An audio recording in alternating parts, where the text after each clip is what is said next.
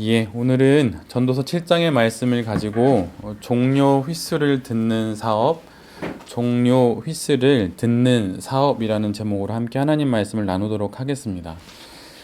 오늘 본문을 읽어보면 마치 죽음과 슬픔 그리고 근심을 예찬하는 것처럼 들립니다. 죽는 날이 출생하는 날보다 낫고 초상집에 가는 것이 잔치집에 가는 것보다 낫다고 합니다. 슬픔이 웃음보다 낫고 근심하는 얼굴이 지혜로운 것이라고 말합니다. 여러분은 이 말씀을 들으면서 어떤 생각이 드시나요? 일반적으로 우리가 꿈꾸는 삶과는 전혀 반대되는 지점에 우리의 시선을 두어야 한다고 말합니다. 보고 싶지 않고 가까이 하고 싶지 않고 또 내 삶에서는 일어나지 않기를 원하는 일들을 주목하라고 말합니다. 그런데 전도자가 우리를 이런 방향으로 몰아가는 이유가 있어요. 그것은 우리에게 끝이 있음을 알게 하기 위함입니다. 끝, 마지막, 이 한계들이 오히려 우리에게 전도자가 되어서 우리를 가르치기 때문입니다. 이 시대에 선악과가 있는 것 같아요. 이건 제 생각인데 그것은 무엇이냐면 죽음입니다. 죽음이 이 시대의 선악과인 이유는 이것이 하나님과 나의 경계를 알려주기 때문이에요. 나는 피조물이고 그분은 창조주이심을 알게 하는 것이 있는데 그것이 바로 죽음입니다. 옛적 에덴 동산 한가운데 있던 선악과가 하나님과 인간의 경계였듯 단 한 명의 예외도 없이 모든 인류에게 있어 죽음은 바로 이런 역할을 합니다. 그런데 이 선악과를 따먹는 방식이 좀 바뀌었어요. 최초에는 따서 직접 먹었으나 이 시대는 외면함으로써 보지 않게 함으로 하나님과 인간 사이를 갈라놓습니다. 죽음을 외면하게 함으로 죽음이 없는 것처럼 마치 영생할 수 있는 존재처럼 생각하게 하지요. 이 시대는 죽음을 직면하기가 참으로 어려운 시대입니다. 예전에는 생명의 탄생과 죽음이 한 곳에서 있었습니다. 집에서 이 모든 것이 이루어졌지요. 내가 입고 먹고 자고 사는 그곳에 생명의 시작과 끝이 있었습니다. 그러나 이 시대는 그렇지 않아요. 특별히 죽음은 더욱더 일상과는 거리가 먼 곳에 놓아둡니다.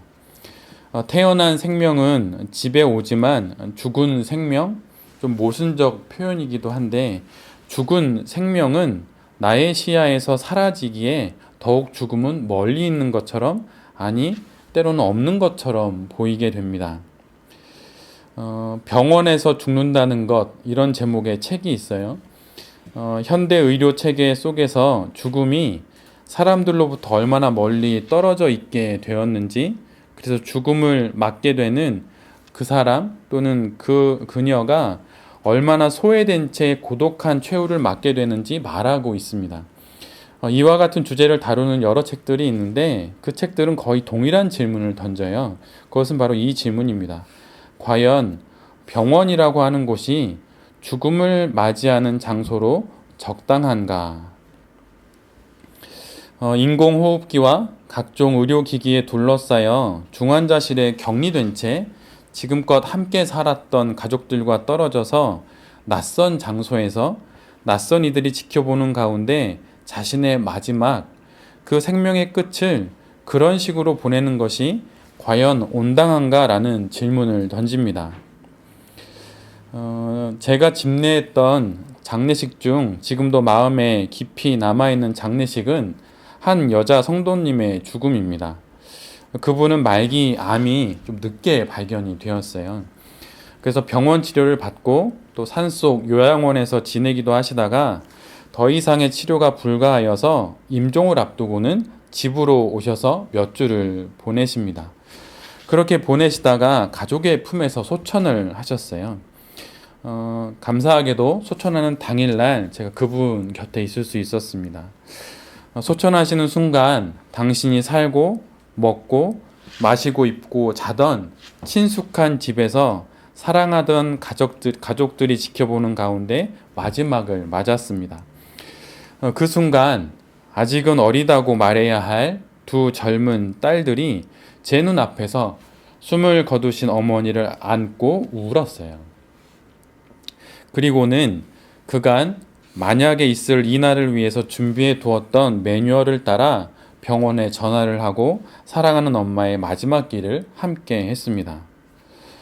어떤 시기의 끝이 죽음을 제대로 맞이하고 사랑하는 이를 떠나보내는 방식일까요? 앞에서 말씀드린 이런 책들의 결론은 대부분 이렇게 끝납니다.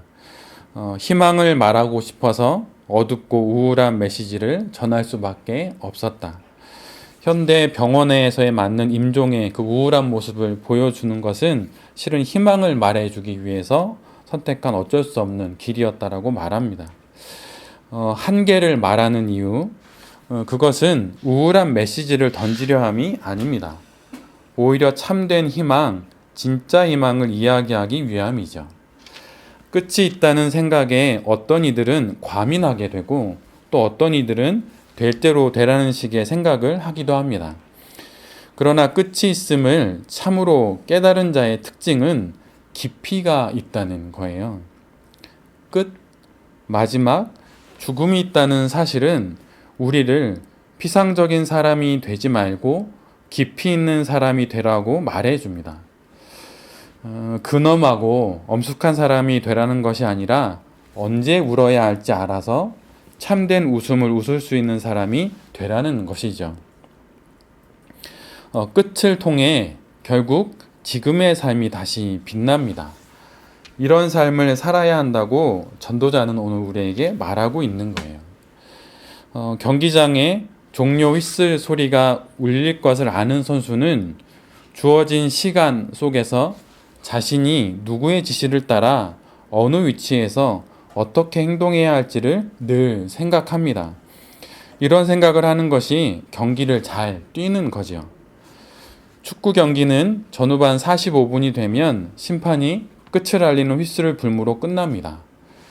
그러나 우리 인생의 그 마지막 휘슬은 언제 불릴지 아무도 알지 못해요. 그러기에 성도에게 끝을 생각한다는 말의 뜻, 마지막을 생각한다는 뜻은 그 종료 휘슬을 부시는 분인 하나님이 계심을 알고 산다는 뜻입니다. 오스왈드 챔버스가 이런 말을 했어요. 인생은 구속을 떠나서는 살 가치가 없다.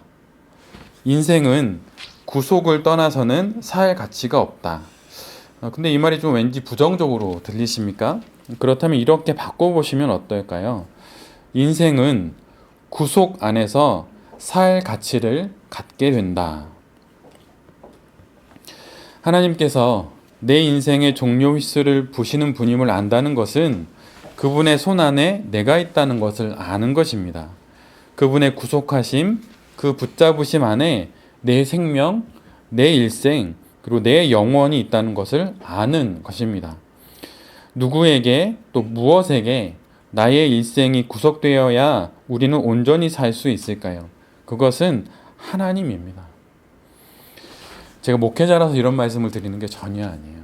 저도 그냥 한 명의 성도로 이게 진리라고 믿고 또 이제 목회자가 되어서 이 말씀을 전하는 위치라 이 말씀을 하는 것 뿐입니다. 그렇다면 누구에게 또 무엇에게 나의 사업이 구속되어야 우리의 사업은 완전해질 수 있는 것일까요?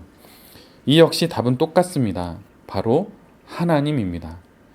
그 하나님이 내 일생의 주인이시고 내 사업의 주인이심을 아는 길이 그 방법이 바로 끝이 있음을 아는 것이라고 전도자는 말하고 있어요.